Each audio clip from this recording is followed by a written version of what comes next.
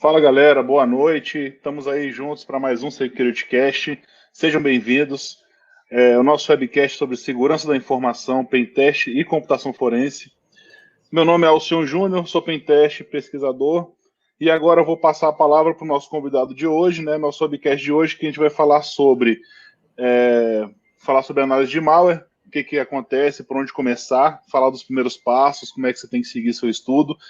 Nada mais, nada menos que o Fernando Mercedes aí para se apresentar. Por favor, Fernando. Obrigado, Alcion, pelo convite.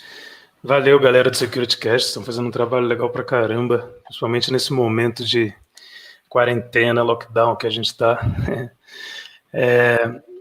Bom, minha apresentação, eu trabalho com segurança na área defensiva, né, como pesquisador na Trend Micro, né, uma empresa diria assim, uma empresa de antivírus, mas fazem software de segurança no geral.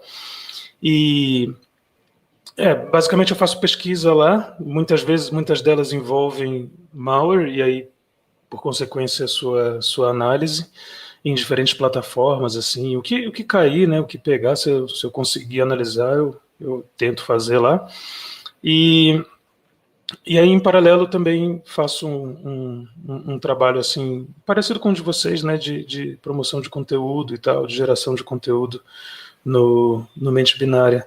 Também eu gosto muito de software livre, passei algum tempo aí, trabalhei na For Linux, né, fui infectado aí por essa onda de evangelizar software livre e tal, de escrever código aberto, botar no GitHub, mesmo que não funcione. Aí eu curto essas áreas assim, né. Acho que de apresentação é isso. Programo um pouquinho, desenvolvo vários bugs, e aí depois desenvolvo mais bugs ao tentar corrigi-los. E fui também um pouquinho de infra, né, na época da For Linux, e antes, assim, de admin de rede, essas coisas. Eu também fiz bastante, principalmente infra Linux, Unix também um pouquinho. Enfim, rodei um pouco aí, desde trocar a placação de Blaster, configurar IRQ, acho que todo mundo aí da área. Você sabe que é um jump. Você sabe que é um jump IRQ, né? Uma string de modem. Você está no grupo de risco, né? Ele quer falar. Bacana, meu querido. Passar a palavra agora aqui para o nosso amigo de sempre, aí, Gilberto Sodré, que faz parte do nosso grupo do SecurityCast. Valeu, senhor. Bom, primeiro, obrigado, Mercedes, aí pelo ter aceito nosso convite, um bate-papo aqui sobre malware, né, sobre construção de malware, sobre carreira também. Me apresentar, meu nome é Gilberto Sodré, faço parte do SecurityCast, sou perito lá de computação forense, professor e pesquisador universitário. Estou aqui para colaborar com o pessoal na parte de forense, um pouco sobre segurança também. A minha área sempre foi a parte de segurança e forense aí. Muito bem, então, mais uma vez, bem-vindo a todo mundo que está no canal e assistindo a gente aí. Mande as perguntas pelo chat, o chat já está aberto aqui, bombando aqui. Fique à vontade para uma pergunta aqui para o nosso convidado de honra de hoje, Fernando Mercedes. Aí, obrigado, Mercedes, mais uma vez. Muito bem, valeu. É isso aí, galera. Bom, um assunto aí bastante interessante, né? Análise. Desculpa, te cortei, Fernando. Mas falar de análise de malware é um assunto sempre bem bacana, o pessoal gosta muito, né? Só falar um pouquinho, às vezes, para o pessoal que está começando ali, iniciando, é bom a gente dar essa introdução. Malware, né, vem do merge ali, do nome de malware, né, ou seja, uma coisa que não é bacana, junto com software, né, ou seja, é um programa ali que não faz uma coisa legal, né, e fazer essa análise de malware é um trabalho ali interessante, como a gente fala, bem bacana, porque você fica analisando aquele comportamento, você vê como é que funciona o malware, né, você entende como é que ele se comporta, você instala ele numa máquina, quando você tem que entender que quando você instala aquele vírus, né, como é que ele vai fazer para tentar burlar os controles que você tem na sua máquina, né, de antivírus, firewall, né, quando você está lá usando o seu Windows e ele começa a ter aquele comportamento estranho, né, naquele site que você entrou, né, RedTubes da vida, etc. Pô, instalei um negócio ali achando que ia ficar mais rápido, tal, acessei um site meio estranho, mas brincadeira à parte, quando você instala esse tipo de software meio estranho e acontece algumas coisas na sua máquina, é exatamente o trabalho que tem ali de analisar, mas falar mais profundamente nosso amigo Fernando, que é o cara aí que realmente tem notoriedade na área também, para falar sobre o assunto. Fernando, deixar contigo a palavra aí, a gente vai batendo papo e te perturbando.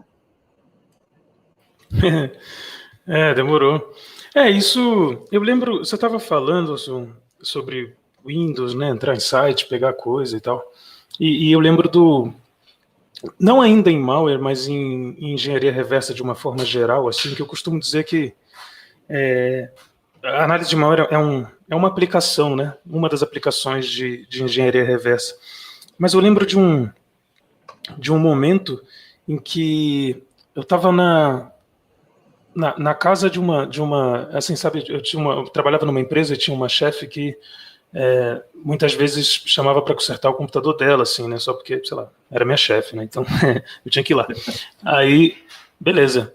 E eu tava lá, o lance de uma impressora, é sempre esses problemas bobo, né, a impressora não tá imprimindo, e esses são os bagulhos às vezes mais difíceis, às vezes só não tá ligado, né, na tomada, mas às vezes era uma parada assim, caraca, a impressora não tá imprimindo, você tinha que, sei lá, né, fazer uma mudança da pessoa, tinha que mudar de bairro para a impressora voltar.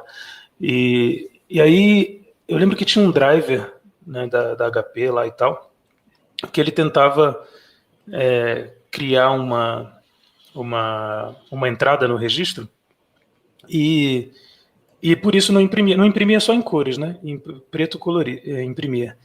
E a parte de cores ele tentava acessar, quer dizer, uma chave de registro, quando mandava imprimir a cor, que não rolava, né? Aí eu lembro que eu usei na época esses olhos DBG e tal, era o que tinha mesmo, mas já é um debugger bom e tudo, para ver isso, né? E aí vi que ele fazia esse acesso a uma chave que não existia, né? E aí na verdade ele existia, mas não tinha permissão de leitura. E aí vi que o driver tinha um bug, né? Só imprimia em colorido se você fosse administrador no Windows. Era um bug do próprio driver, né? E aí eu vi que, falei, caramba, esse assunto de engenharia reversa e tal, ele pode ser útil para várias coisas, né? Para resolver muitas ferramentas de engenharia reversa, principalmente no Linux a gente usa, elas foram feitas para debugar problemas de infra mesmo, né? Um software que não está funcionando, alguma coisa que você não tem o código e tal. Então, eu achei muito legal, assim, quando surgiu, ficou mais popular o tema de análise de malware, que dava para aplicar esses conhecimentos em cima disso e virou meio que virou uma profissão, né? Uma ferramenta, um tipo de conhecimento para poder usar em outras profissões também. Aí o negócio foi profissionalizado, agora dá para você ser pago até, e usando engenharia reversa em alguma coisa. Eu falei, nossa, que legal, assim, foi uma mudança muito grande, assim. Pô, legal saber que é engraçado, né? Algumas coisas às vezes startam na nossa cabeça, né? O que a gente vai ser profissionalmente mais para frente muda o caminho, né? Eu lembro também de várias coisas que me levaram a pensar assim, né? Com certeza não foi invadir o Facebook da namorada, né? Mas tem muita gente que às vezes quer começar por isso. Mas são essas coisas que startam na nossa cabeça, né? A minha foi, por acaso, foi aquela vulnerabilidade de FTP anônimo, né? Que o pessoal deixava o anônimo lá aberto. Engraçado, isso aí com 14, 15 anos, cara, molecão, descobrir isso aí em sites, né, em fóruns americanos, você começava a olhar e falava, pô, o que é isso aqui, né, por que tá funcionando desse jeito, é uma falha de configuração, aí você começa a explorar outras coisas e vai entendendo, né, como é que a cabeça de um pentester funciona. Pô, tem um serviço FTP, deixa eu ver se tem essa conta aqui aberta, deixa eu ver se tem um serviço vulnerável, e eu acho que é bem isso aí a ideia, né, que o pessoal confunde, aí vamos falar um pouquinho do nome, né, que a galera confunde muito a questão do nome do hacker, né, acabou se mistificando pro mal, depois se mudou, e hoje quem da comunidade fala que é um hacker, o cara já olha meio estranho, né, pô, o cara tá se chamando de hacker, mas esquece que o conceito do hacker, ele vem ali do software livre de antigamente, né, vem ali do Stallman, né, que trazia essa ideia, que falava, né, que o hacker é aquele cara curioso, né, que nem você falou, pô, começou a olhar ali, só funciona no driver se for administrador. Então é meio que essa história, né? O cara que é curioso, ele vai buscando esse tipo de coisa, né? Eu acho que já nessa meio que essa veia que te pegou aí também, né? Esse bichinho que te mordeu. Ah, sim. Eu acho que eu vi uma vez um filme, cara, é mó bobeira falar isso, mas tem um filme, acho que é pra criança, sei lá, né? Mas robôs, que enfim, um monte de robozinho, e um desses robozinhos, ele chama o Grande Soldador. É um robozinho que é uma bolota, assim, né?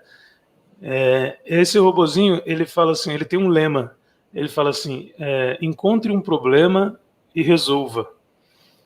Aquilo quase me emocionou, assim, mas bateu tão forte assim que eu falei assim, caralho, mas é isso mesmo, sabe? E para mim o hacking é em cima disso. Eu acho que o planeta está recheado de problemas para serem resolvidos, né? A gente agora tem um gigante e tem N outros. Eu acho que hacker é quem resolve esses problemas, né? Não quem os cria, né? Mas quem os resolve. E isso eu não estou falando só de segurança defensiva, eu acho que a ofensiva também, né? Quem resolveu, até porque, sei lá, ferramentas ofensivas elas forçam a segurança a ser melhorada, né? Então eu acho que é um efeito benéfico, gera um efeito benéfico também. Mas é isso, encontrar problemas e resolver. Acho que, sei lá, não sei a definição exata de hacker, cada um tem uma também, tem essa mais do software livre que você estava falando, tem lá umas histórias sobre serem ferreiros, habilidosos, a origem, né, antes mesmo de ter computação. Mas acho que é isso, assim, hoje, pelo menos a que eu trabalho hoje é uma coisa de solucionar problemas existentes. E aí entra, claro, né, tem que ter um preparo, tem que ter estudo, tem que ter a habilidade para poder fazer isso, né, porque não adianta tentar resolver, sei lá, um atraso num relógio atômico, se eu nem sei o que é um átomo, entendeu? Aí tem que ter um preparo antes, em geral, né? A pena que a sociedade acabou adotando o nome hacker para o cara do criminoso, né? Ou seja, na verdade, no começo não era assim, a ideia inicial não era assim, na verdade, como você falou, hacker é o curioso da história, que pega aquela criança que ganha um brinquedo lá do carrinho que pisca a luz, aí 2 minutos depois ele está querendo saber como é que a luz está piscando dentro do carrinho, na verdade, não é aquela curiosidade. Já o cracker, né, o criminal hacker, que é o cara do mal, teoricamente do mal, mas infelizmente a sociedade adotou um outro nome e aí ficou isso. Infelizmente não tem como. Hoje já tá, sei lá, tá de qualquer jeito, né? E aí tá como o senhor falou também, você fala hacker, a pessoa já fala, você não é hacker, eu uso Kali Linux, eu sou mais hacker. Aí o outro é menos hacker, aí fica uma zoeira. E no final eu acho que os problemas estão lá esperando para serem resolvidos enquanto a gente está discutindo quem é, quem não é, quem deixa de ser. Não precisa, né? Assim, para a gente assim, começar para começar assim, essa questão do mal, a gente está falando sobre mal, sobre profissão, acho que legal você dar uma ideia assim, para o pessoal, assim, como é que é começar na carreira de analista de malware, como é que é isso? Tá bom. Então, como eu falei antes sobre a criação da profissão, eu realmente nem sabia, assim, quando eu comecei a fazer engenharia reversa, que um dia isso seria traduzido, né, incorporado na análise de malware, assim. Mas eu comecei um pouco por acaso, assim, recebi um spam, um phishing, né, e comecei a olhar, fazer a mesma coisa que eu fazia em engenharia reversa quando eu fazia num software para entender como ele funcionava, na minha época muito de Linux, né, porque eu queria implementar no Linux, por exemplo, dava para poder fazer uma versão livre. E aí fiz essa aplicação no malware. Achei mais fácil do ponto de vista, quando você quer fazer engenharia reversa no software, para entender como ele funciona, normalmente você precisa fazer engenharia reversa nele inteiro, ou no principal recurso que você está usando por inteiro. Já no malware é basicamente descobrir o que ele faz. E, em geral, o que ele faz, em sua maioria, né, fica resumido aos arquivos que cria, o que ele manda para fora, o que ele rouba. Então, assim, são pontos específicos, né? O código de malware normalmente é curto. Normalmente, né? Claro que tem malwares e malwares. E eu achei mais... Falei, nossa, então é mais pontual esse tipo de análise, assim. Falei, pô, legal, né? E o início disso foi basicamente quando eu entrei na Trend, que aí também tive um baque, porque eu vi que o mundo de malware sei lá, 70%, 80%, não sei, são aquelas estatísticas que a gente tira do ar, né? Não são muito confiáveis. Mas muito Windows, era muito Windows na época, mais ainda do que hoje, né? Hoje ainda tem mais, tem outras coisas, claro, mas na época que não tinha, sei lá, smartphone, essas coisas, era muito Windows. E aí teve um baque para poder, tipo, meio que reaprender o Windows, mas eu achei que a carreira, assim, ela é bem fluida, né? Obviamente tem bases que precisam ser consolidadas, algumas delas eu tinha, outras não. Então foi uma experiência muitas vezes um pouco traumática, principalmente com os termos, os jargões, né? A galera falava assim, isso aqui é um file infector. E eu, putz, o file infector, ok, né? Vou ter que googlar isso aí. Sabe aquela ratzinha que faz tal coisa? Falei, puta, ratzinha. E aí depois eu fui descobrindo, rat, um negócio que abre uma administração remota. Falei, não, beleza, isso eu entendo programaticamente, né, do ponto de vista de linguagem de programação, entendi o que é isso. File infector infecta os executáveis, no caso do Windows, lá, os .exe e tal, sei lá. Falei, ok, entendi, né? Vai lá, injeta código neles, fisicamente no arquivo, ok. Então, esses nomes foram me confundindo no início. O hash do arquivo tal. Eu ficava, putz, mas por que você quer o hash do arquivo tal? O que tem a ver? Até então, na época, no meu software livre lá, na minha vida Linux, eu usava MD5 e SHA, sei lá, para poder bater hash de ISO depois que eu baixava, para ver se o arquivo não estava corrompido, sabe, pela conexão, assim, pelo download. E eu não fazia ideia que isso era um identificador que a comunidade de analistas de malware utilizavam para poder identificar que um arquivo era único, né? Quando começaram a compartilhar arquivos comigo, compactados com senha, eu ficava, putz, mas por que botar senha se você está me dizendo a senha? Aí depois que eu fui, faz sentido, para eu não dar 2 cliques e não executar na minha máquina e não me infectar. E compartilhavam arquivos com senha comigo sem me dizer a senha também, porque as senhas entre os analistas de malware, né, senha vírus, infected ou malicious, são um padrão. E teoricamente eu tinha que saber já daquilo, mas ninguém me disse como é que eu sabia. Então, foi um início de carreira assim, com muitas novidades, mas muito mais no âmbito de termos, de entender conceitos já utilizados, já estabelecidos na área, do que o aprendizado em si, como as coisas funcionam. Quando eu comecei a aprender assim, quando as coisas funcionam, quando entramos em ver os malwares em si, né, fazer as análises em si, e aí ia para um lado, começou o ransomware, entrou a malware Linux, não sei o que, a galera usando banco de dados para contar vítima. Eu falei, caramba, tem um monte de tecnologias aqui. Mas uma coisa que eu notei legal as tecnologias usadas no malware, elas são as mesmas, né, da programação tradicional. O cara usa, sei lá, um banco de dados, chama as APIs do sistema, faz uns loops, usa encriptação, tudo que um programador tradicional provavelmente usa, ou usou, ou usará. Eu acho isso legal, assim, não foge muito das bases de programação, de sistemas operacionais, de redes, pelo menos na minha experiência, assim. Existem malwares muito avançados que eu talvez nunca tenha olhado, mas, no geral, assim, no meu dia a dia, quando analisar dentro de uma campanha, normalmente é um programa, né, um .exe, ou um binário de Linux, ou um binário de Mac, puro, que faz alguma coisa. Muitas vezes scripts, e coisas que a gente não se livra, sabe? Tem ransomware novo, tem o Nephilim, que é baseado no NemT, e basicamente o script de infecção é .bat.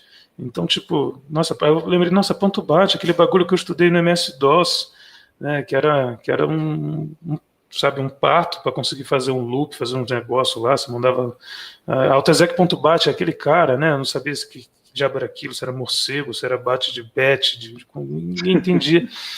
Então, tudo vai fazendo sentido, assim, né, você vê que os criadores de malware pegam coisas de vários lugares, juntam num Frankenstein e aí fazem o infector, o payload principal, né, que é o malware em si, e coisas do tipo. Deixa eu aproveitar o gancho aí, cara. deixa eu te perguntar, a pergunta aqui do nosso amigo Nash Leon, você deve conhecê-lo, obviamente. Ele perguntando, quero saber qual foi o malware mais interessante que você analisou e por quê. Eu acho uma pergunta bem bacana, realmente, assim, o que te deixou mais intrigado, sei lá, o que te levou a... Enfim, o que te deixou mais assustado, não sei. Olha, eu acho que eu não consigo definir mas o Nash Leon, sim, eu conheço, esse cara é incrível, né? Nossa, um dos primeiros tutoriais aí de C, sockets e tal, foram soltos na internet, é dele. Eu entrevistei ele lá no canal, no Papo Binário, é um cara incrível. Obrigado pela pergunta, Nash.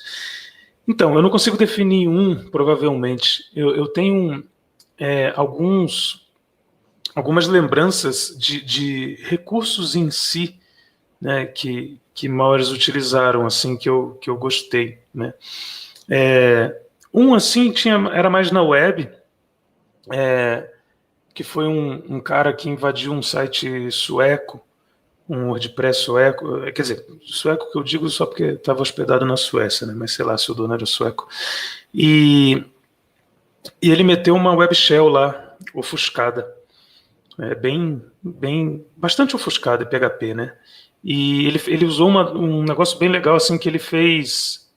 Agora eu já não lembro. Ah, sim, por dentro do WordPress. Aliás, eu vou ficar falando a técnica aqui, né? Mas enfim, Dante. Por dentro do WordPress, você configura uma página padrão de erro, né? 404. Pelo admin lá. E ele só conseguiu acesso ao admin, ele não rootou a máquina, ele não tinha shell. E ele jogou toda a shell. A web shell lá, ofuscada, dentro dessa configuração de página de erro 404 not found do WordPress. E aí, para ele acessar, e tinha uma senha, né? Então, para ele acessar a shell, ele digitava o site / qualquer coisa que não existisse, ele caía na shell. Eu achei bem engenhoso, assim. E a gente estava tentando, né? Enfim, ver como é que era esse lance aí. E aí eu falei, caramba, eu preciso entender, né, de onde estão vindo essas conexões. E aí o trabalho foi basicamente baixar a web shell, desofuscar ela inteira, levou um tempão. Fazer uma função, né, no login que avisasse quando alguém entrasse, ofuscar de novo, colocar lá de novo no 404, né, de forma bem delicada que não quebrasse, para esperar que o acesso acontecesse, né, para eu poder saber o que seria feito depois, né, depois que ele entrava e o que ele fazia, o que ele vai fazer, né, e ele não tinha shell, também não tinha shell, ninguém tinha shell, mas tinha essa web shell, né.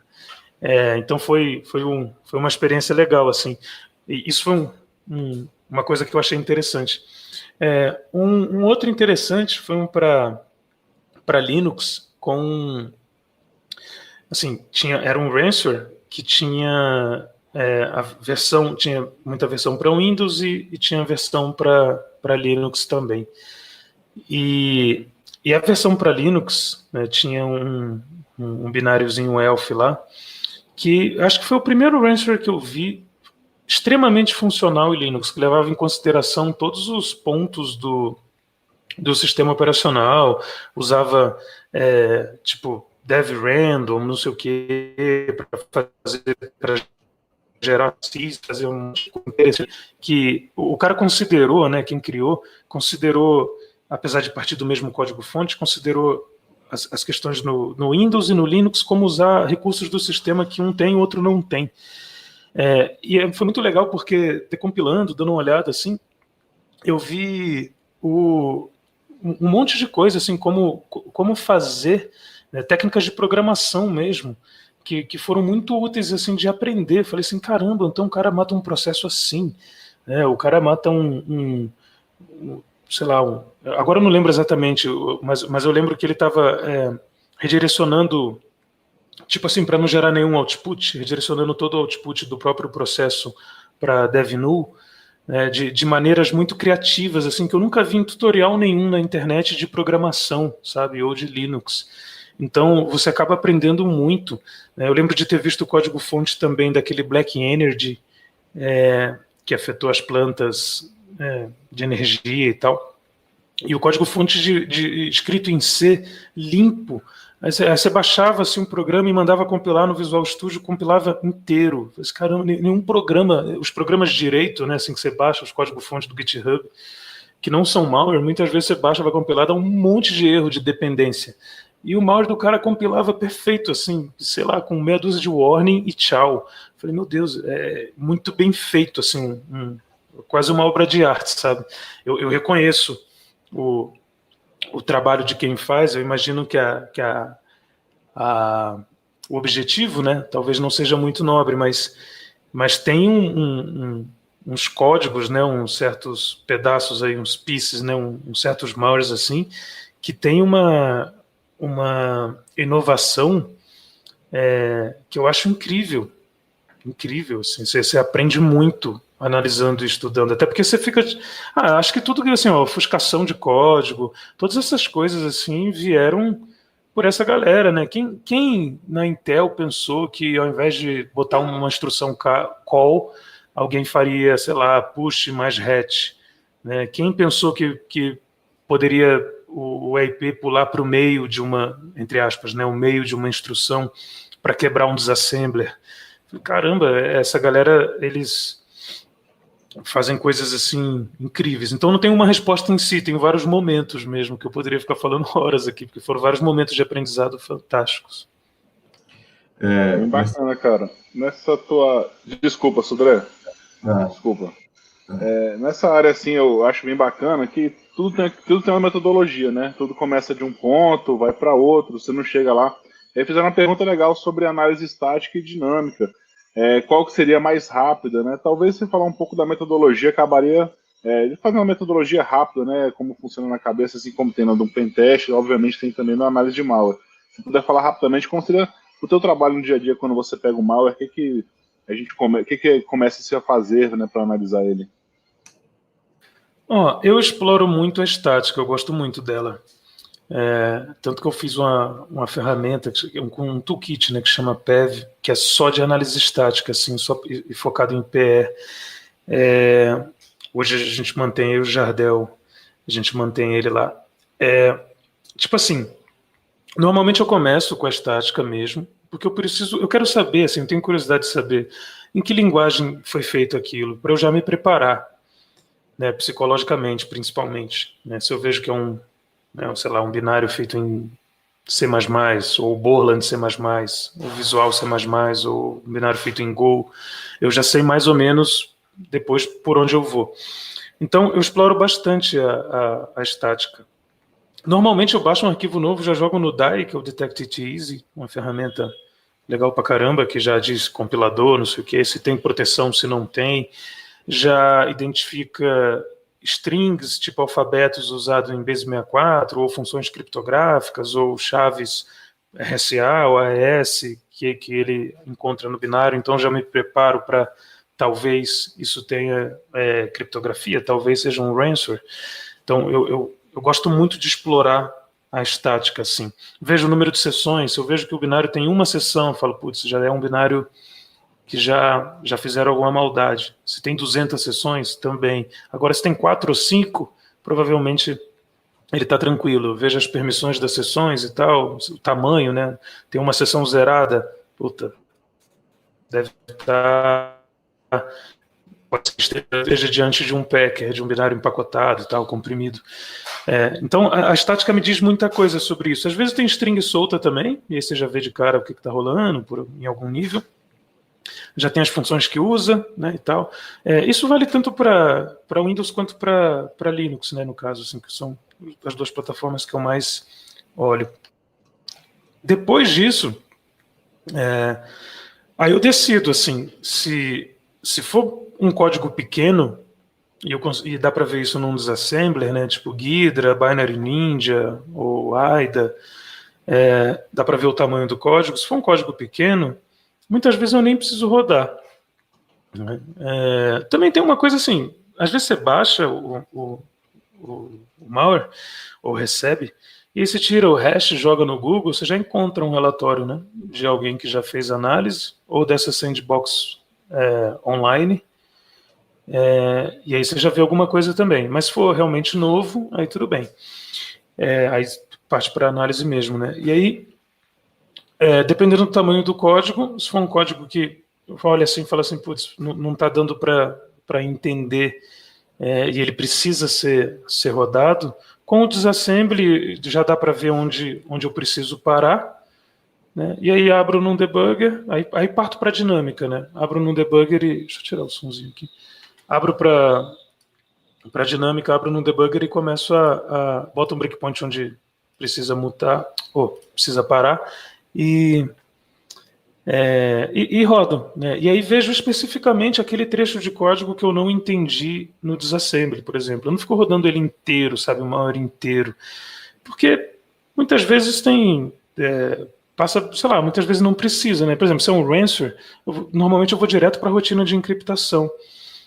Porque ele fica lá, pega os arquivos, varre todos os diretórios, vê os arquivos que encriptam, que não encriptam. Isso é importante, legal, vai para um relatório, mas eu não preciso ir linha a linha na análise dinâmica, sabendo o que ele faz em cada linha, senão demora muito, né? Senão você fica assim, nossa, essa linha aqui soma 32 no registrador EAX, essa aqui subtrai 28 do registrador ESP. Né? Isso não está dizendo nada, né?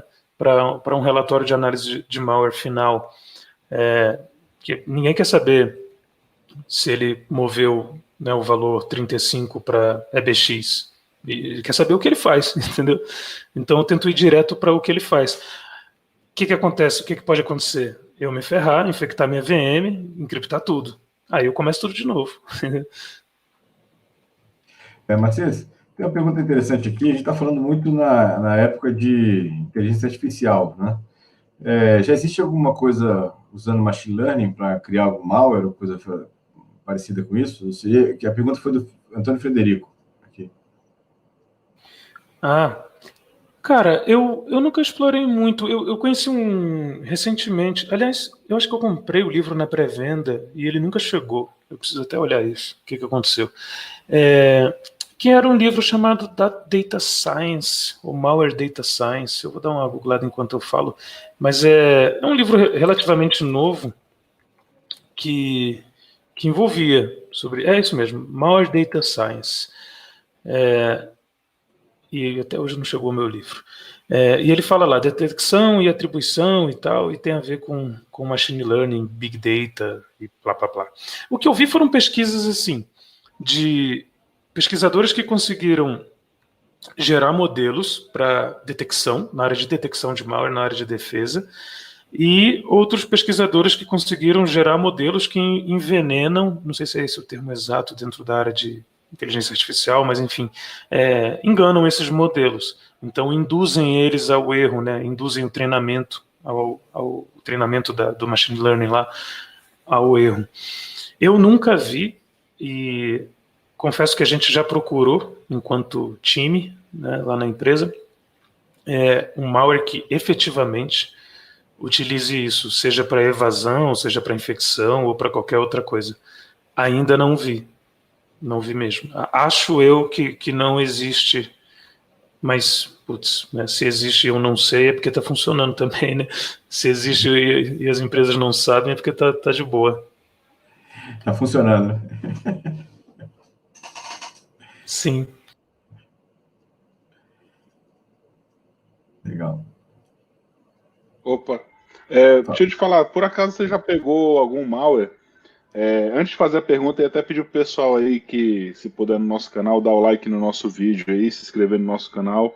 E a gente já postou o link ali até do nosso grupo no Telegram também. Aí eu passei no chat ali para quem quisesse entrar no nosso grupo, mas é SecCast Oficial. E aí eu tenho uma pergunta para ti, Fernando.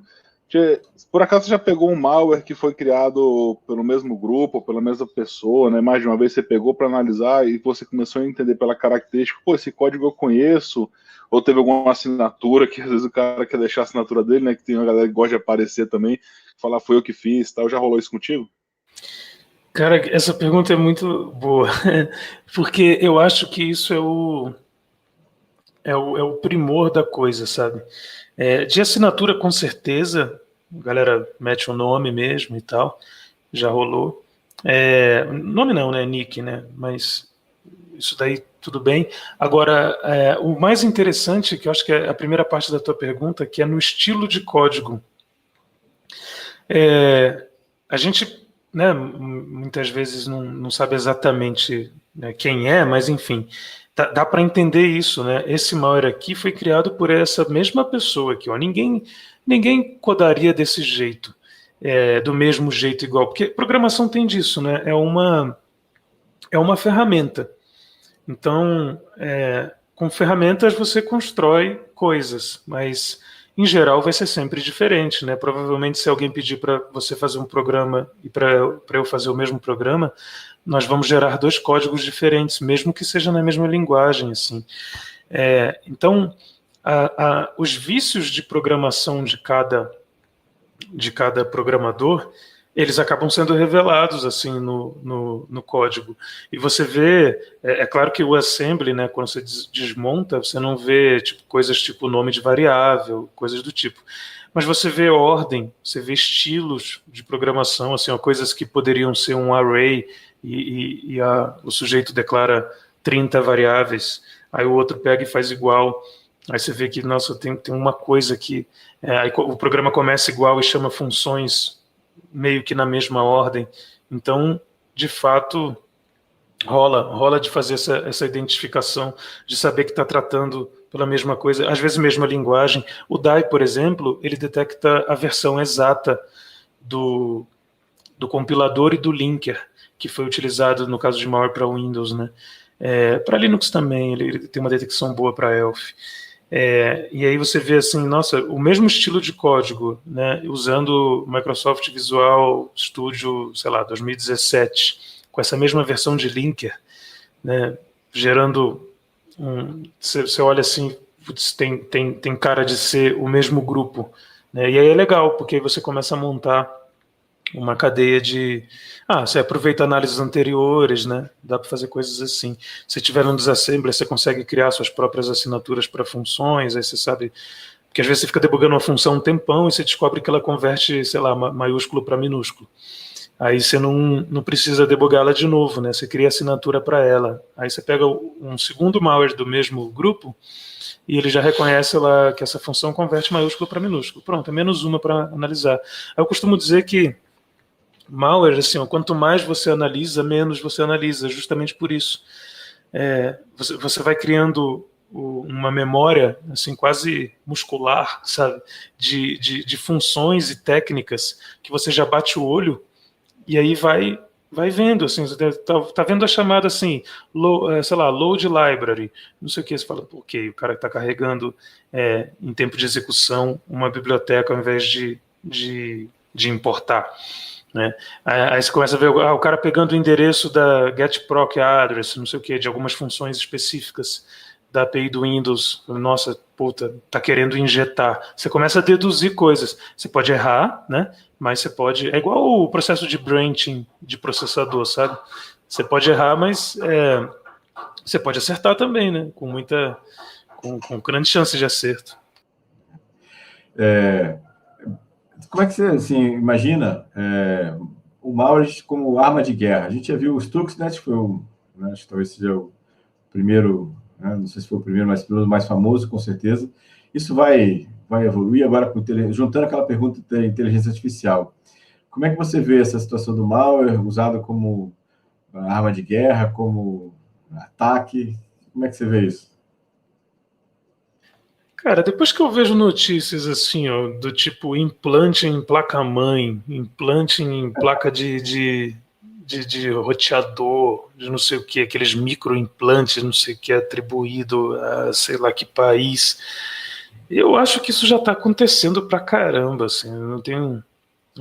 que aí é uma esfera que talvez a gente nem fique sabendo nunca, né, quando, sei lá, mas eu acho que isso já está muito, muito, muito avançado, assim, porque não é à toa que tem países que ficam meio que criando a sua própria internet, assim, né, dentro de um modelo político muito mais restrito e tudo, porque acho que a galera já se ligou que estando conectado com o mundo inteiro através da internet, isso já está rolando.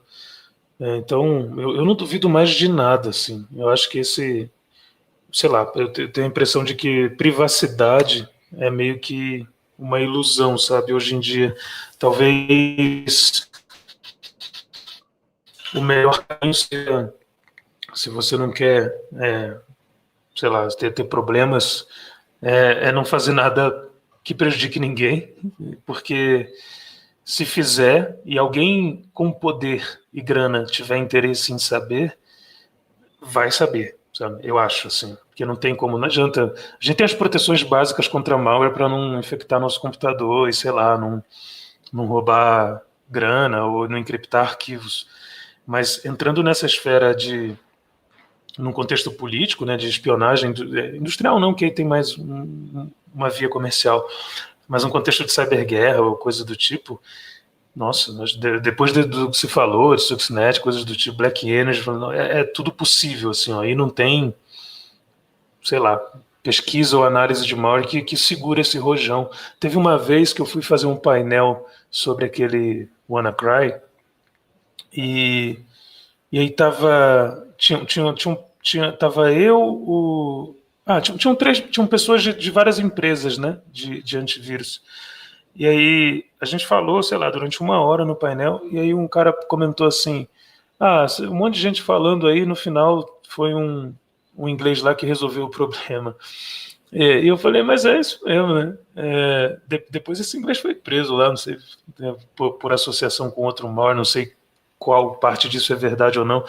Mas no final é isso, entendeu? A galera fica falando depois que o bagulho é feito. Não duvido nada, enquanto a gente está falando aqui, surgiu um negócio que infecta pelas ondas de rádio, do ar, da terra, do vento, coração, fogo, sabe? É um nível muito avançado, na minha opinião, assim. Acho que estamos perdidos. Eu acho interessante que o malware, né? Ele vai evoluindo de acordo com o tempo da humanidade. Ele vai evoluindo junto com a humanidade, com a necessidade. Então, assim, voltando um pouquinho, né? 2015 você falou, a gente estava falando do WannaCry, né, que foi o ransomware, né, que foi mais ou menos o boom do ransomware, ou seja, todo mundo queria resgatar Bitcoin e ganhar dinheiro com isso, né, ou seja, o pessoal estava atrás de dinheiro. Teve um tempo um pouco mais atrás que era a galera de Carder, né, ou seja, que ia atrás de cartão e tal. E aí, voltando bem no início, a gente teve o primeiro vírus aí, o primeiro malware que foi criado, acho que foi em 81, né, foi para os Apples, né, que era uma piadinha que o pessoal fazia. Você pode me corrigir se eu estiver errado, por favor, que é o Elk Cloner, né, eu não lembro direito o nome dele, Elk Cloner, se eu não me engano, que foi feito exatamente para fazer uma piada ali, era difícil de remover porque não tinha proteção. Hoje a gente está no momento do home office, né? E a gente viu que o Zoom aí foi uma ferramenta mais atacada, mais bombardeada que a gente teve aí, que começou a aparecer um monte de vulnerabilidade, eles estão corrigindo lá e eu acho que vai ser a ferramenta mais segura daqui a alguns dias, não é meses, talvez. Cara, como é que tu vê nesse mercado aí de malware? O que você acha que tá, pelo que você está vendo, não sei se você pode falar também, mas o que você está observando de mercado, de grupo, né, de threat intelligence, o que você está vendo para onde que está indo? Realmente está indo para atacar o desktop do cara do home office para tentar conseguir entrar na empresa? Qual que é a tua visão nesse ponto aí para a galera? Pra gente falar já para a galera isso aí. Eu acho que está sim rolando muito, porque assim tem vários modelos, né, de negócio, digamos assim. Tem a questão das espionagens e coisas do tipo, os APTs, né, que tem normalmente objetivos políticos. A gente costuma dividir ataque dirigido, né, de APT, que seria avançado e tal, de cybercrime tradicional.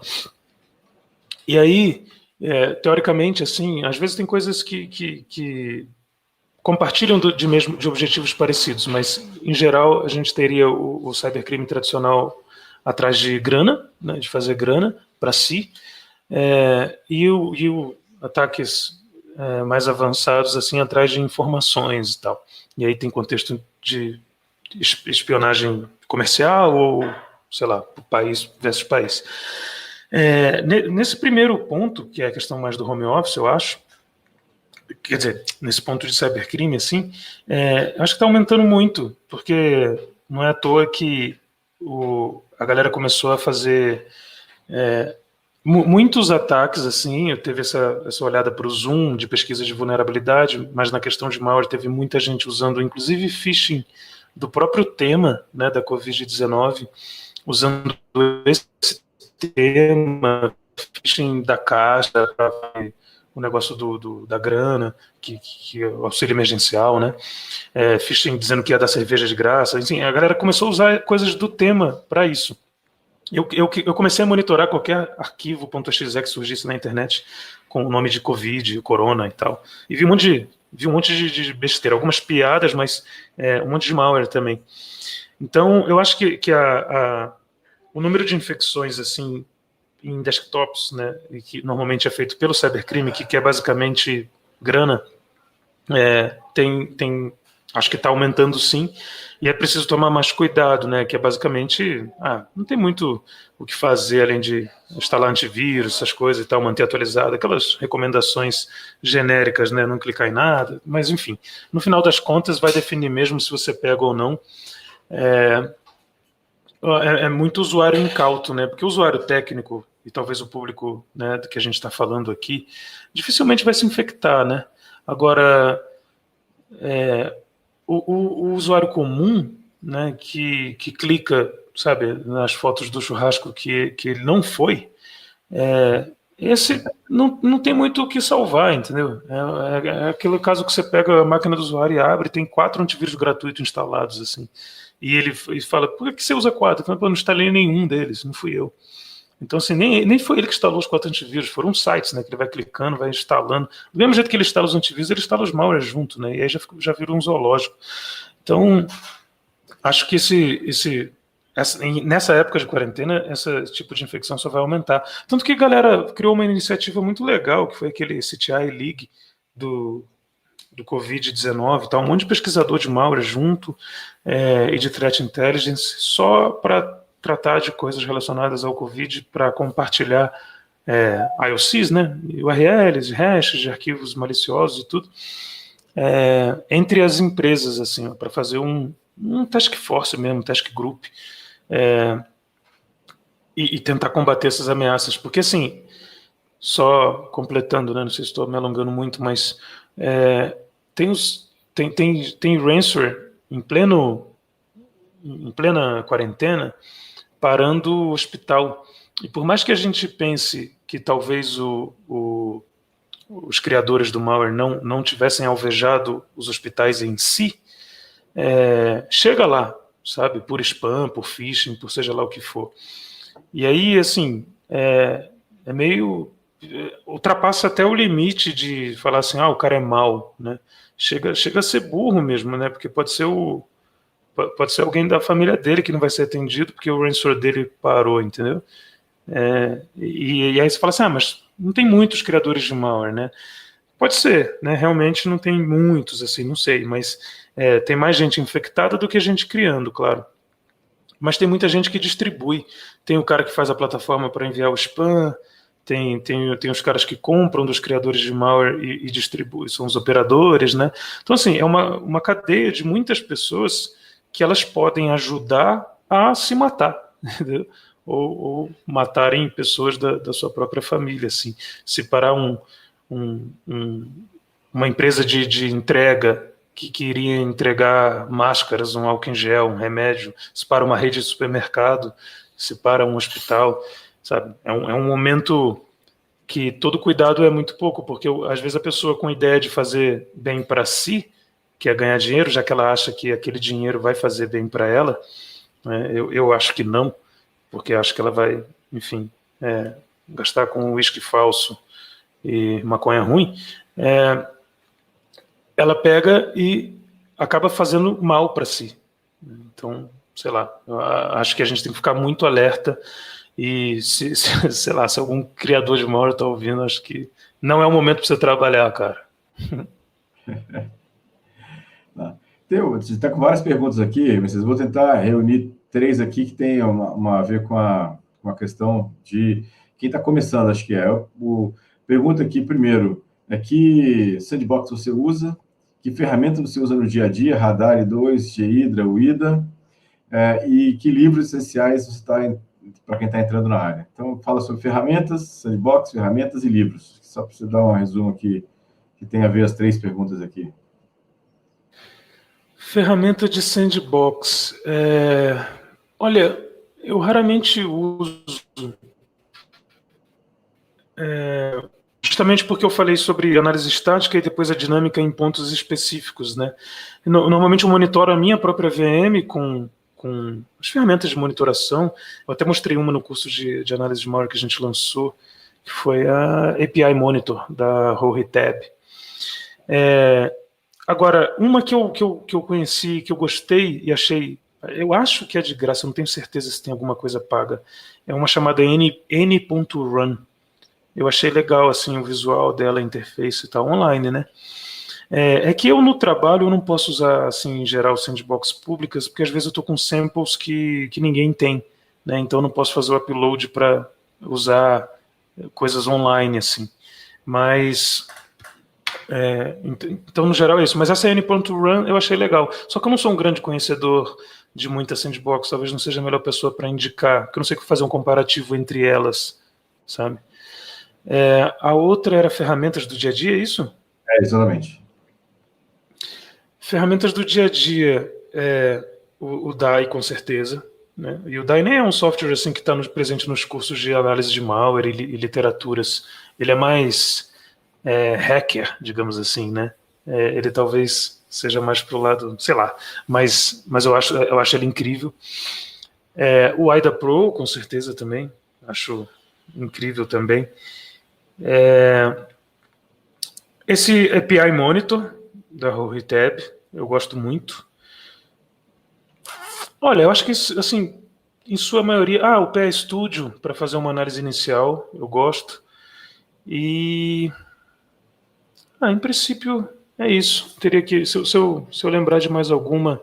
assim, eu uso um carinha chamado... Nossa, eu escrevi a porra do código, não lembro o nome dele. É que eu clico sempre no íconezinho dele aqui. Bom, esqueci. Mas é um carinha para fazer monitoração. Oi? Não é normal, eu esqueço também direto. O nome não é comigo, não. Pois é. É para fazer monitoração do que rolou de criação de arquivos. Né? FileGrab, lembrei. Eu tenho um íconezinho dele aqui, mas ele está com outro nome, porque é a versão zoada. Enfim, esse eu uso no dia a dia também. E aí, dependendo de cada tipo, por exemplo, se rolar se eu baixei um binário em bola de C++, talvez eu precise usar uma ferramenta chamada Event to Address para pegar o endereço dos eventos. Se é um binário em .NET, aí provavelmente eu vou para o DNSpy ou D Sharp ou IL-DASM, enfim, IL-Spy, quer dizer, que é Intermediate Language. Aí são ferramentas que vão para cada tipo de arquivo, né? Se está no Linux, aí é outro toolset, né? GDB com PEDA. PEDA eu parei de usar e troquei pelo Jeff. Mas é basicamente GDB, Jeff, tudo. E alguém falou de Radari. Eu já usei, assim, quando saiu, né, e tal, comecei a testar e tal. Achei muito legal. Acho muito legal que eles têm uma conferência só deles, né, que você só pode falar sobre Radari, assim, qualquer tópico que envolva o Radar, o R2. Pelo visto, o negócio faz tudo, é um puta de um framework, mas eu nunca me especializei nele, não. Então, ele não está no meu dia a dia, mas acho que quem vai para a linha do Radar acaba fazendo tudo que eu faço com outras ferramentas lá, sabe, só no Radar. Acho que ele tem essa cara de framework que faz tudo, assim. Dizem que a curva de aprendizado é alta, realmente os comandos são bem diferentes, assim, mas acho que uma vez aprendidos, vai que vai. Mas no meu dia a dia não está, não, mas está tranquilo. Pegou os livros só para complementar. Tem alguma sugestão de 1 ou 2 livros, assim, para quem está começando, para entender a lógica do processo? Tem alguma... Então, eu vou tentar falar sem ser muito duro, porque assim, eu acho que tem um problema com muitos livros que não tem nada a ver com capacidade do autor. É só com o nível de educação do termo no sentido de preparo mesmo, né, das universidades, das escolas, sei lá. Que é tipo assim, começar pelo fim, né? Análise de malware, beleza. e eu já li esses Practical Malware Analysis, eu não lembro mais os nomes, mas é um do ETzinho, o outro Cookbook, não sei o quê. Fui lendo tudo que surgiu aí. Tem um, acho que é Practical Reverse Engineering também, os livros gringos, né? E eu notei o seguinte, eles começam assim, ó, beleza, introdução ao Assembly, plum. A introdução ao formato PE, formato ELF, não sei o quê, e assim você roda, aqui está um script para converter DLL para EXE, e e vai que vai. E eu acho que esses livros não são muito interessantes de começar, não. Então, livros sobre análise de malware, para quem quer, assim, para quem já faz análise e quer pegar técnicas, ferramentas, eu acho que vale a pena ler todos, né? O último que saiu, acredito eu, é um de um indiano que é super... tenta pegar tudo, né? Tenta pegar bastante coisa e tal. Eu não lembro agora... Malware Learning... Isso, Learning Malware Analysis. Do Monapa, IK, né? K.A. Eu acho que ele é o mais recente, assim, nesse sentido, tirando esse do Data Science. Eu achei ele muito legal, só que todos eles eu acho que deveriam começar de um passo anterior, que é a engenharia reversa e talvez sistemas operacionais e uma coisa assim. Então eu recomendo que o começo de estruturação desse conhecimento seja por aí, sabe? Tipo, sistemas operacionais, programação em baixo nível, utilizando a API do sistema. Então, para isso, sei lá, sistemas operacionais tem um livro clássico, né, do Tenenbaum. Talvez seja pouco prático, mas tem conceitos muito legais. Livros de programação, assim, de low level, usando a API do Windows, eu lembro de um que é Ser Completo e Total, que um monte de gente critica, e eu entendo, programadores dizem que ele tem erros e tal, mas ele tem uma parte de Windows API, tem uma parte da API do DOS que também não funciona mais, tem que saber filtrar, mas ele tem umas coisas bem legais. E eu escrevi um de fundamentos de engenharia reversa para tentar pegar nesse meio aí, para fazer essa conexão entre as bases, aí depois um fundamento, e depois a pessoa partir para os livros de análise de malware, né, que é de graça, mentb.in/livro, sem querer fazer jabá, assim, porque não tem nenhum livro eu nunca encontrei um livro de engenharia reversa que explique essas bases, entendeu? Por isso que eu criei esse, eu não faria mais do mesmo, enfim, eu não perderia tempo para isso. Mas depois de ter essas bases consolidadas, aí eu acho que qualquer livro serve, sabe? Aí eu acho que vale a pena comprar aquele do Rootkit, eu tenho ele aqui na minha estante, o Rootkit Arsenal, do reverendo lá, doidão, que não explica base nenhuma. Ele sai jogando conceito avançadíssimo, super hacker, muito legal, mas são coisas assim que tem que ser estabelecida antes, que senão acho que vai começar pelo final. É como se o seu primeiro... Se você fosse assim, quero ser médico, né? Aí você começa com um livro de cirurgia neural, entendeu? Cerebral. Assim, putz, mas tem a medicina básica lá para você estudar primeiro, sei lá, medir um pulso de alguém, fazer, não sei o que é o básico de medicina, mas começar por um livro de cirurgia, sabe, de quem rompeu todos os tendões do pé, puta, é meio demais, sabe, eu acho. Eu acho que a análise de malware é o final, não é o início, entendeu? Boa. Esse é realmente um tipo de coisa que o pessoal às vezes não entende muito, né? Muita gente chega assim, questionando, né, pra gente no nosso canal, isso deve acontecer também no Mente Binária, enfim, das nossas comunidades aí todas juntas, né, que quando a pessoa fala, poxa, querem saber como é que eu faço para fazer uma análise de malware, mas, cara, se você não entende como o código é escrito, se você não entende como é que funciona a alocação de memória, né, como é que passa, como é que foi o EEP que você falou, como é que ele vai fazer um jump ali para dentro de uma função onde tem um vazio, né, se você não sabe como utilizar se tem um canário ali qualquer para despertar uma coisa para que não dê o start no programa, no malware, para que ele realmente... Enfim, tem tanta coisa que você tem que entender antes, que é o básico da computação, básico de redes, né? Quando você quer fazer um kill switch lá numa comunicação, né, do malware com a rede externa. Enfim, tem tanta coisa que você tem que entender antes de você começar a analisar, que se você não conhecer o básico, você não sabe o que está fazendo. Você vai estar pegando essa receita de bolo na internet, né?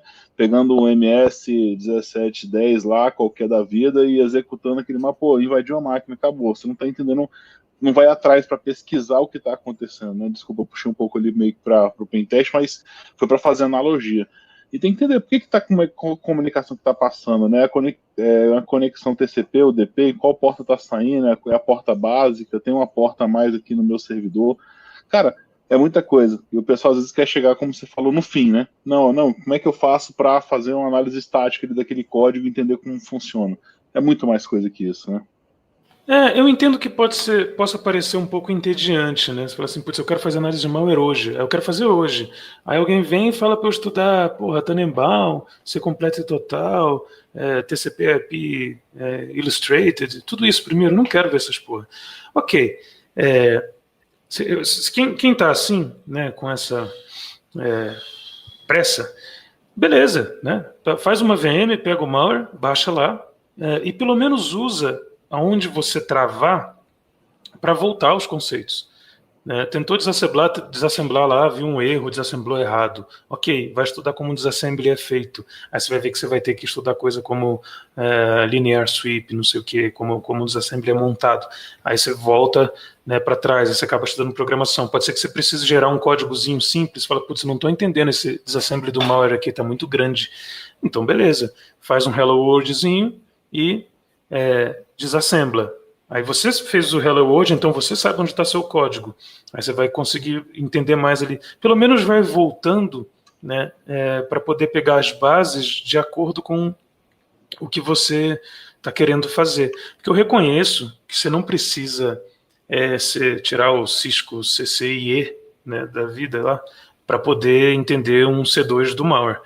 Mas também, se você nunca registrou um domínio, nunca sabe, né, como, sei lá, um DNSzinho funciona, uma coisa, não dá para simplesmente entender assim, tem malware que utiliza DGA, né, que é Domain Generated Algorithm, o cara gera lá, enfim, gera em tempo de execução e tal, e usa um domínio diferente a cada execução, coisas do tipo.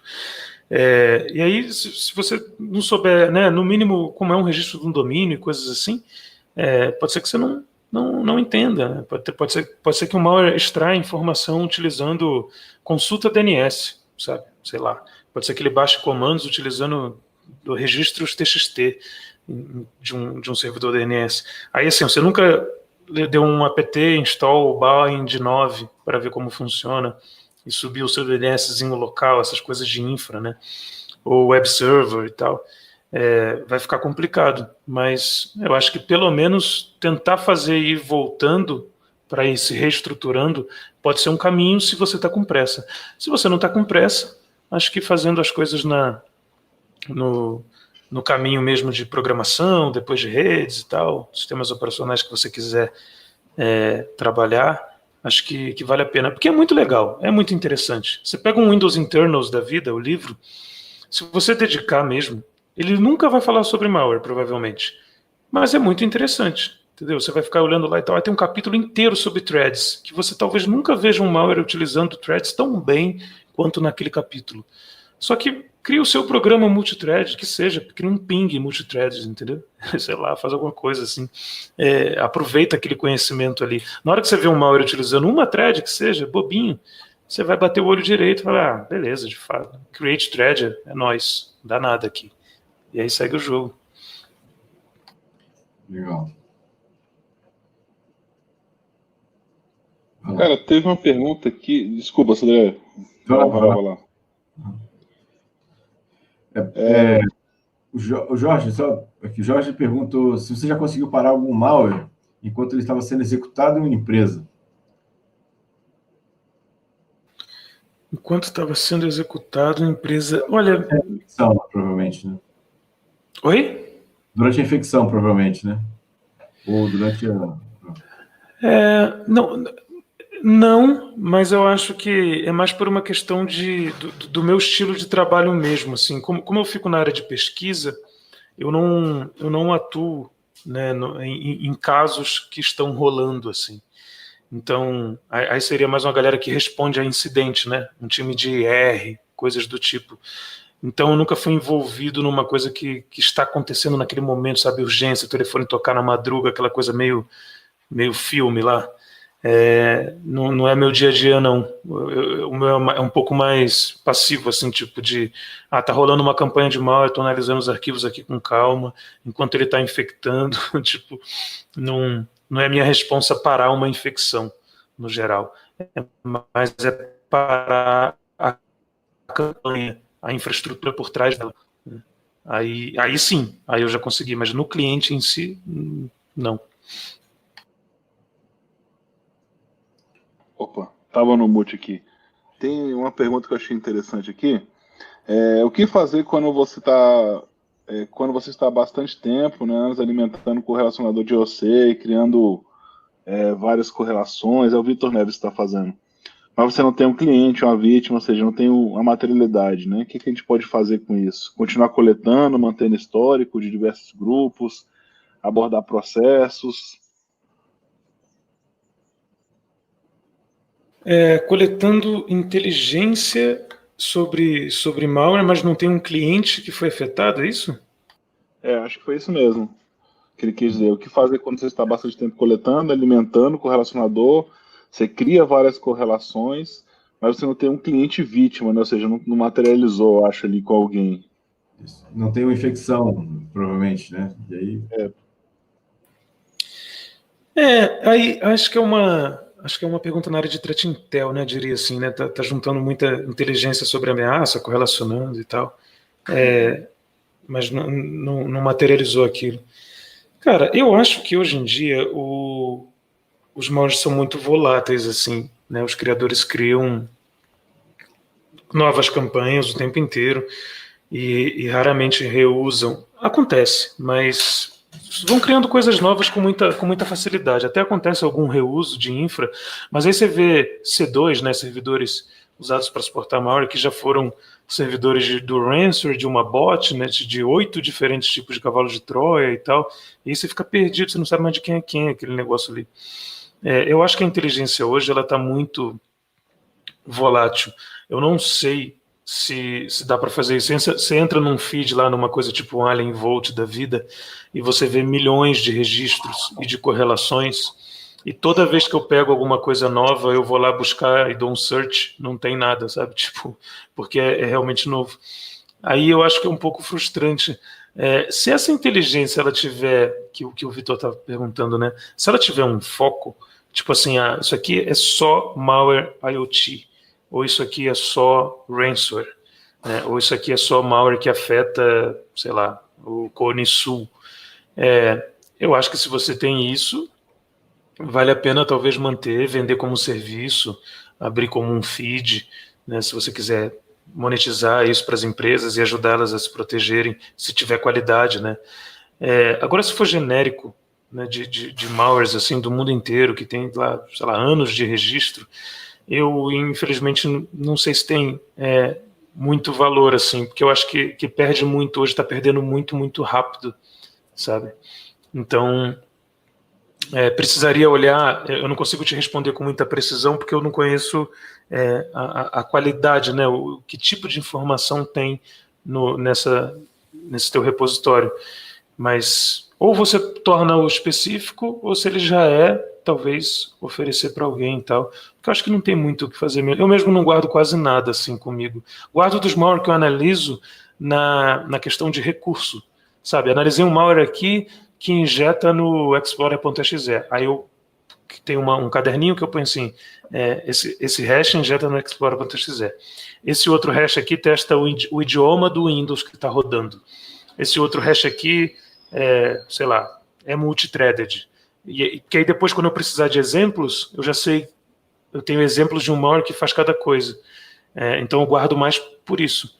Mas não tenho nenhum repositório de threat intel meu, assim, genérico de malware, não. Uma pergunta bem legal aqui. Você já pegou algum malware destinado ao governo ou alguma empresa especificamente? Pergunta do Eduardo aqui. Você via que era montado para uma vítima específica? Sim, sim. Tanto não o governo brasileiro, não, eu não analiso malwares assim brasileiros, né, mas no geral assim. E só porque por uma questão de emprego mesmo, né? A empresa que eu trabalho é multinacional e tal, e os negócios são maiores fora. Mas já peguei sim, né? Teve uma apresentação que eu fiz uma vez sobre um teste militar da Coreia do Sul, coisa de governo, chamava Onion Dog. Se googlar dá para achar o link, mas tem um tempo já. E para empresas também, assim, porque tem muito. O que está acontecendo hoje é que tem alguns malwares genéricos que estão sendo utilizados contra empresas específicas, mas eles são feitos de uma forma genérica porque a galera é meio oportunista, né? A galera compra coisa pronta. E aí só usa num alvo específico. Acaba se tornando um malware direcionado, mas ele nem precisaria ser, porque ele rodaria em qualquer ambiente, né? Mas eu também já vi malware assim que testa, por exemplo, o nome do domínio da máquina, ver onde ela está, né? Ou tem um range de IPs hard-coded que chama, que é quando está dentro do binário.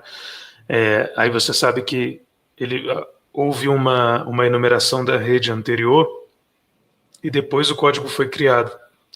Então, sim, acontece sim. Eu acho que, inclusive, esse é o número de infecções mais bem-sucedidas, assim, com exceção de quando existe vulnerabilidades, né? Como o caso de WannaCry e tal, que aí o negócio sai do controle. Mas, no geral, assim, quando os grupos, né, alvejam uma empresa específica, aí o negócio que é meio Mr. Robot, assim, né? Aí a infecção normalmente dá certo.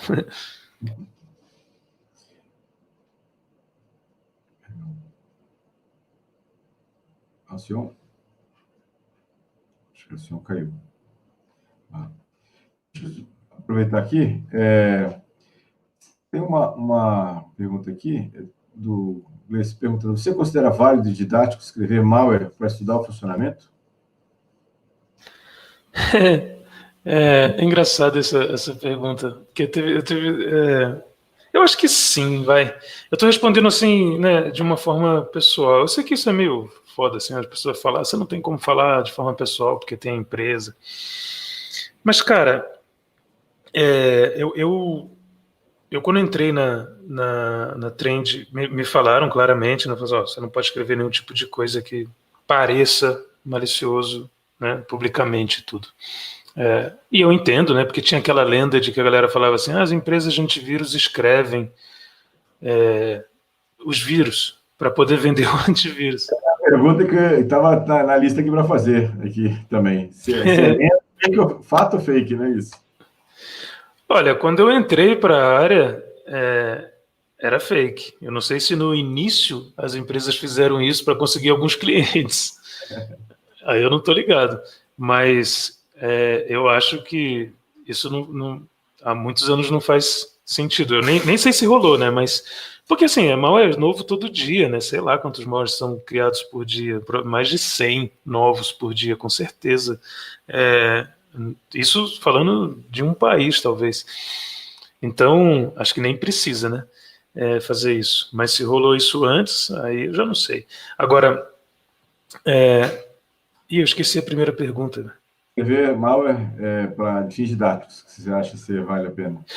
Então, eu acho que sim, eu acho que sim. Principalmente para você entender exatamente como as técnicas funcionam. Tipo, você vai estudar malware que injeta em processo? Escreve um injetor de processos, né? Vai estudar malware que infecta PE? Escreve um PE infector. E aí, putz, escreve e apaga, né? Não vai ajudar, ou não vai lutar contra você, né, publicar o código, aí a galera usa, e aí você tem que analisar o seu próprio código depois, estando do outro lado. Não acho legal fazer isso. Mas quem sou eu para julgar, né? Se pesquisadores fazem isso e têm opiniões diferentes também, eu respeito, sim. Porque acaba entrando num campo que vai mais sobre opinião do que sobre ética em si, né? Porque aí se o cara se o cara escreve um ransomware para entender como o ransomware funciona ponta a ponta, e aí depois ele se torna um analista de ransomware muito bom, que ele para vários ataques, no final, foi bom ou foi ruim ele ter escrito um ransomware? É muito difícil optar por um lado, né? Tipo, teve um cara que liberou o Hidden Tier, um ransomware escrito em .NET, que tinha uma vulnerabilidade, era suscetível a um time attack, né? E você conseguia lá e reaver os arquivos. Um monte de gente copiou o código do Hidden Tier para fazer seus ransomware e infectaram pessoas, empresas, né? E as empresas não precisaram pagar porque tinham decryptor, já que o ransomware era vulnerável porque herdou a vulnerabilidade de um código fonte originalmente vulnerável, e fez com que a investigação, né, de policial assim fosse muito mais fácil, né, porque mapeava todo mundo que era infectado por aquela variante, ninguém pagava, né, e a polícia ia atrás da galera.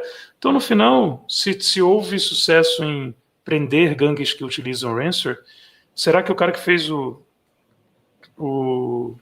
Hidden Tier fez bem ou mal, sabe? Não sei dizer assim, acho que depende da ótica mesmo.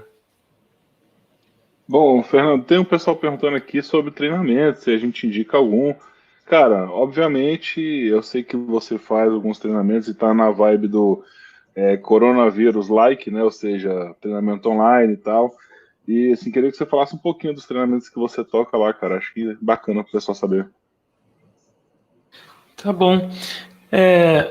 Então, lá no Mente Binária, né, a gente tenta fazer treinamentos e tal, coisas que façam essa conexão entre pessoas que estão começando, dando os fundamentos para ir mais adiante em alguma área específica. No caso de análise de malware, a gente tem um treinamento de programação em C, que eu acho essencial, até porque muitos malwares são feitos em C e tal, e aí você acaba, principalmente para o Windows, né? É um treinamento de programação, mas que te ensina coisas sobre arquitetura mesmo, assim, tal. O que é um inteiro na memória, sabe? O que é um little endian, como ler e coisas do tipo. Quando eu montei esse treinamento, eu fiquei fazendo um paralelo de compila o programa em C, vê o assembly, olha como ele funciona, tá vendo isso aqui? Cada linha entende, e aí segue o jogo. Aí depois tem um treinamento de engenharia reversa básica, que não tem a ver com malware, né? Engenharia reversa mesmo, assim, você fica, né? String e tal, entende, ASCII, Unicode, não sei o que, busca, instrução por instrução, uma instrução AD, como é que ela funciona, um estouro, e por aí vai.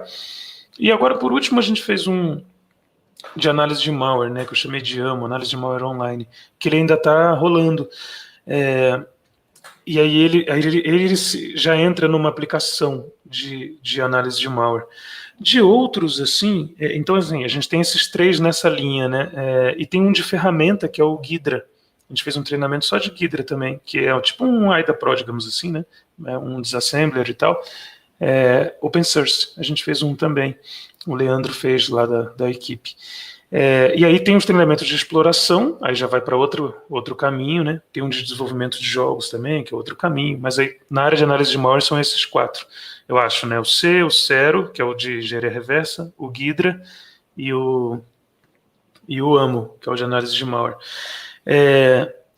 No Brasil, falando em Brasil, assim, eu acho que tem um presencial da RNP, que tem que ver quando ele rola e tal, tem que achar vaga e tudo, mas ele é presencial, ele é engenharia reversa de código malicioso, então ele já tenta juntar as duas coisas, né?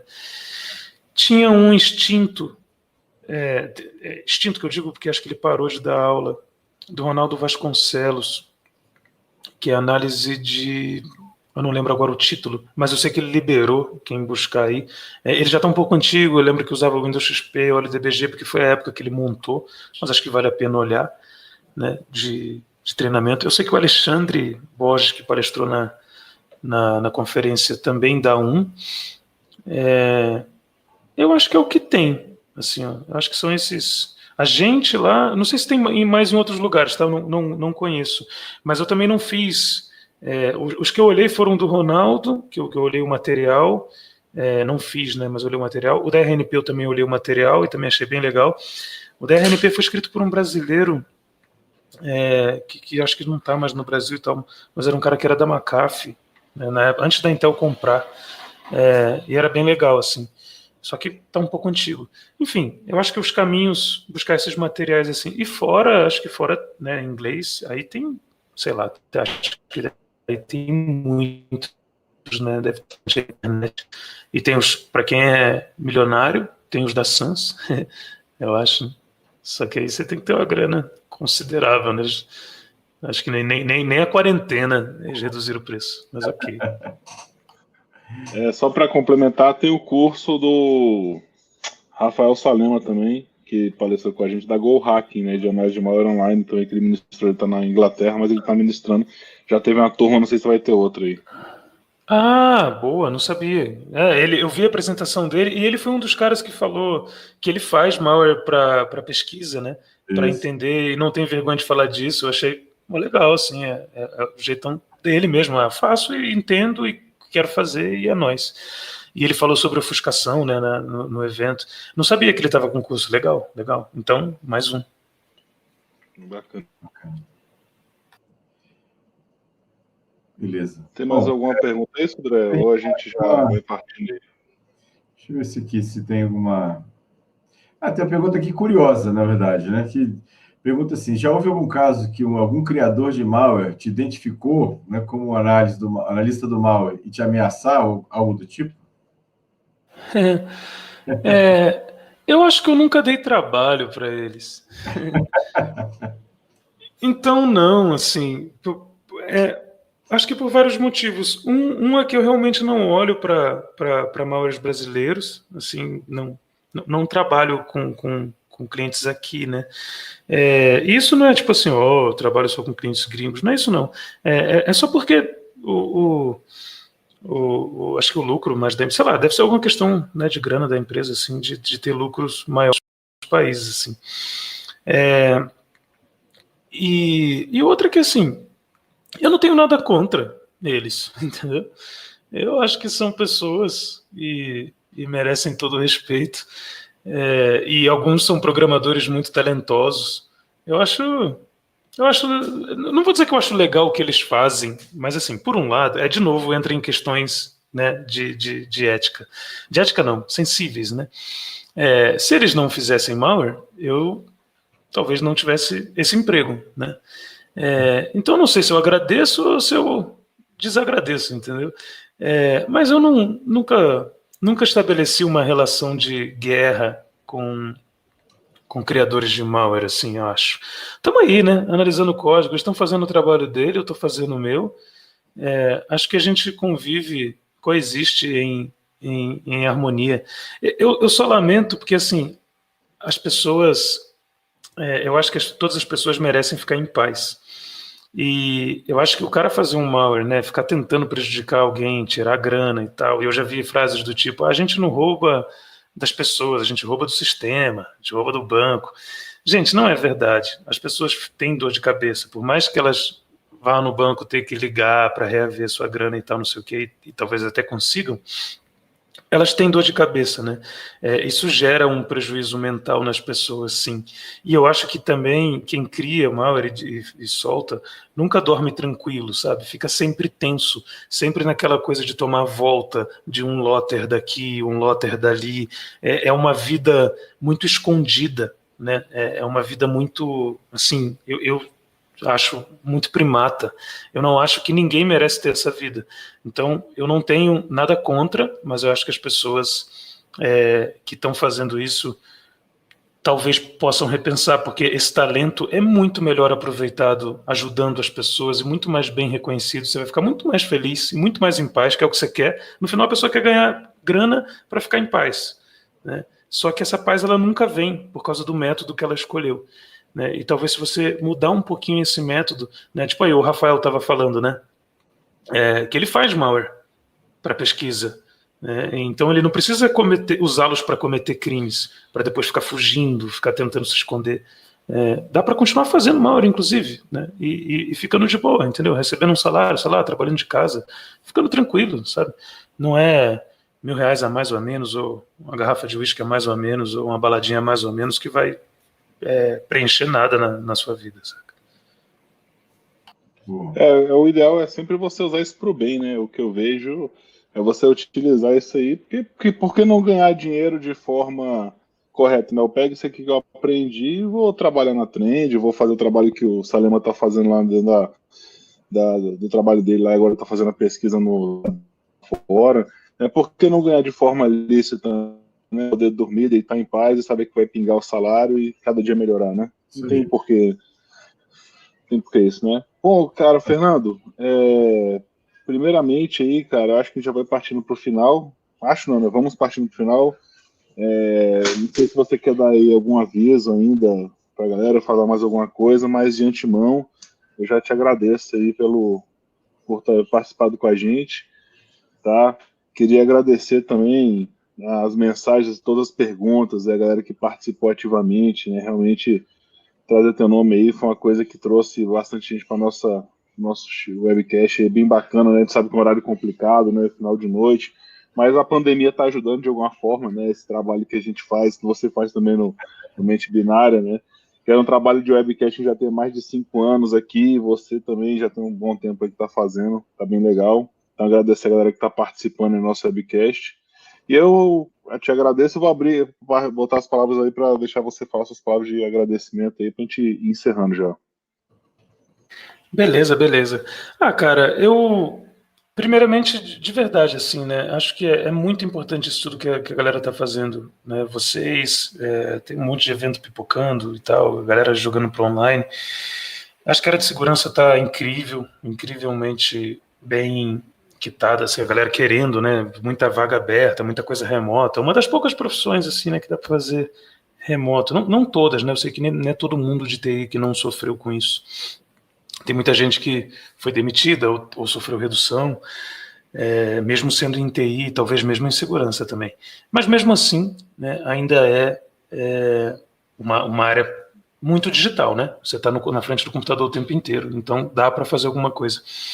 Então acho que vale a pena bastante estudar essa área, né, principalmente agora, e agora com mais vagas, talvez mais, tá ficando muito disputado, então as empresas vão precisar dos melhores.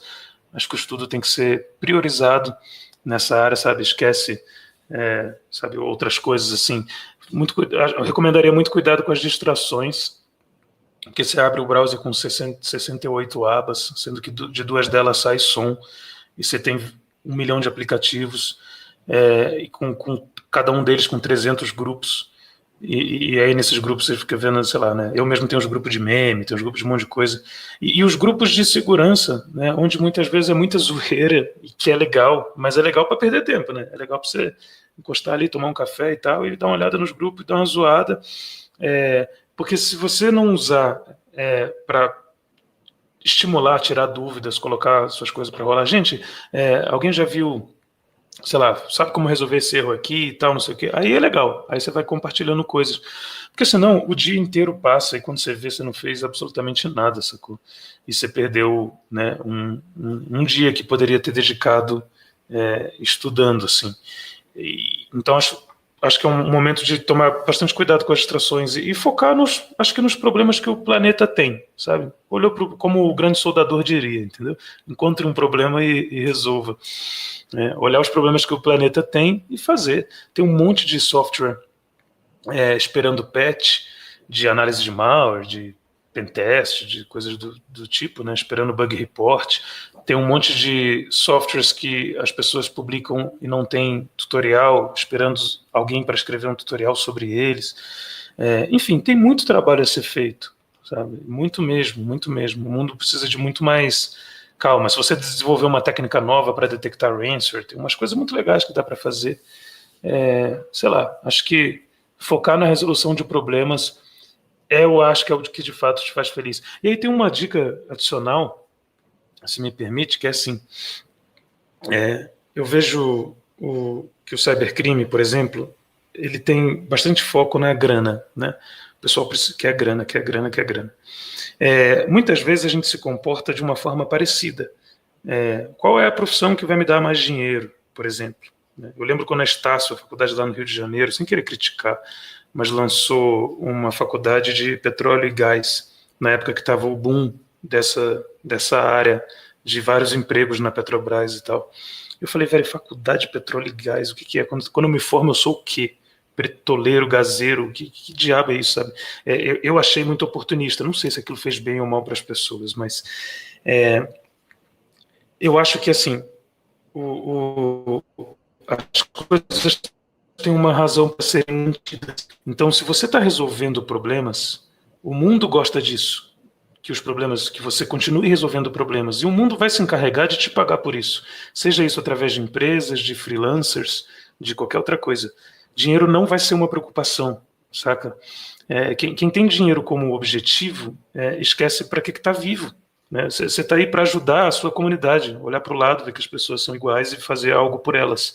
E as pessoas que fazem algo pelas outras, elas são mantidas. Tipo assim, o dono da Uber não está milionário à toa, entendeu? Ele resolve um problema de anos que tinha na sociedade. Assim como o dono do Rappi, sei lá, as startups e coisas do tipo.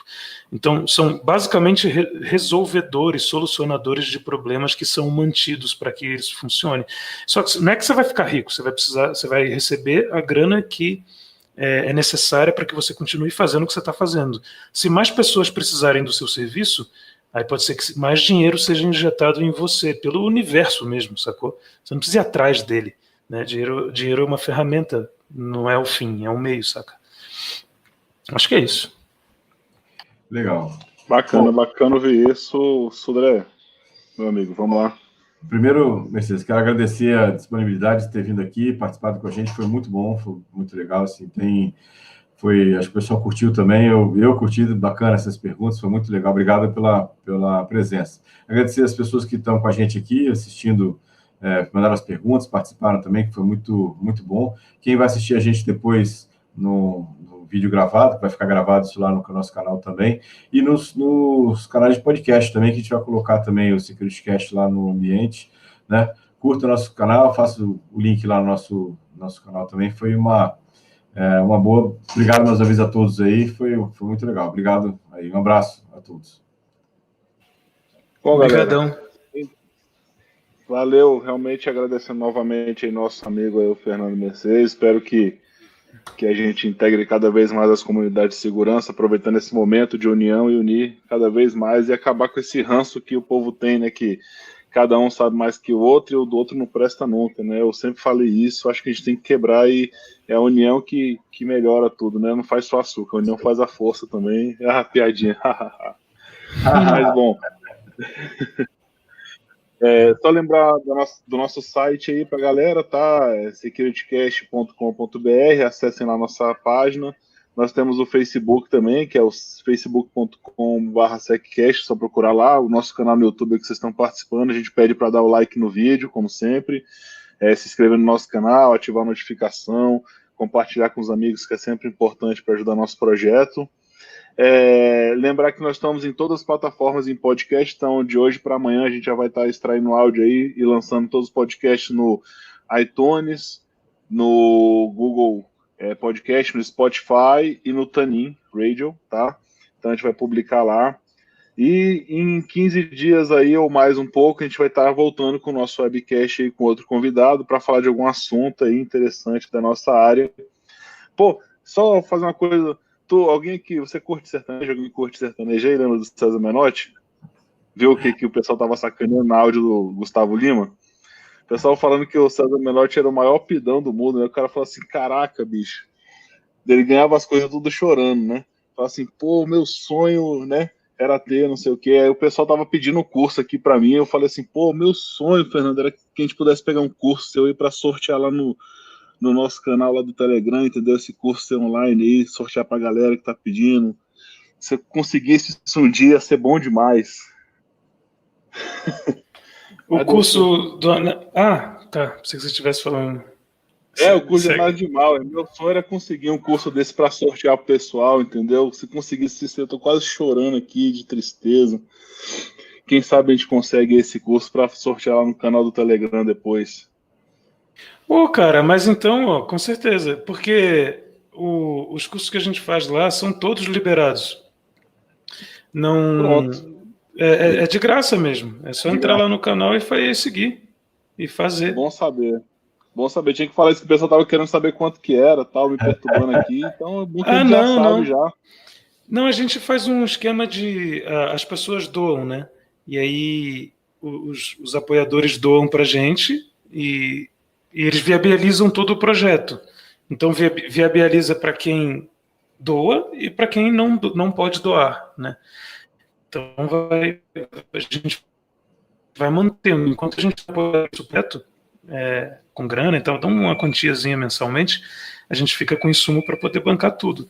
Aí nada tem custo. É um formato que a gente escolheu. Não é o melhor nem o pior, é só um formato X. Mas é tudo de graça. Só chegar lá e fazer mentebinaria.com.br, tudo de graça lá.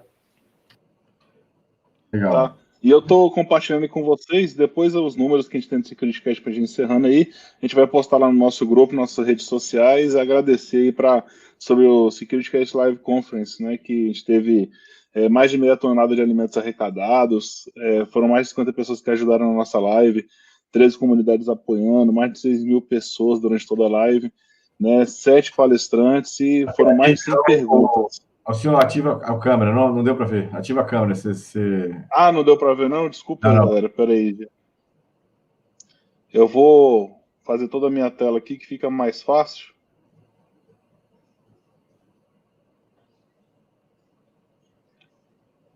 Então, foi esse aí o nosso... Tá vendo agora? Ainda não. Ah, peraí. Aí, Lembrei. Isso aí. Aqui, né?